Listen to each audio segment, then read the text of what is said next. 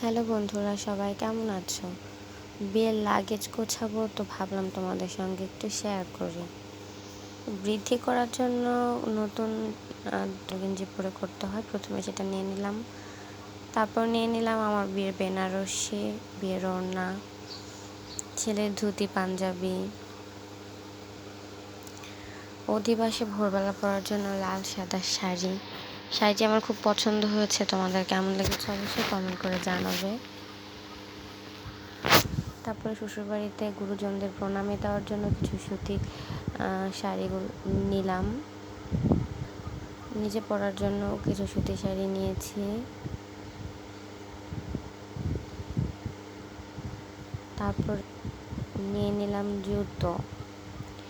এই জুতো পছন্দ করতে আমার 1 ঘন্টা, পছন্দই হয় না। অবশেষে এটা পছন্দ হলো। তারপরে একে একে পার্স, ভ্যানিটি ব্যাগ, কাঁকড়া, ফাউন্ডেশন, টুকটাক যা লাগে আর কি। আমি তেমন একটা সাজুগুজু করি না, যেটা না নিলে না রেগুলার ইউজ করার জন্য।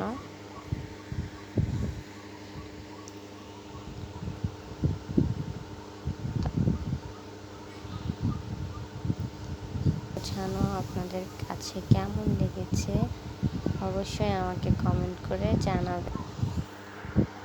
বিয়েতে যদি মেহেদি না পড়ি তাহলে কি হয়? মেহেদি তো পড়তেই হবে।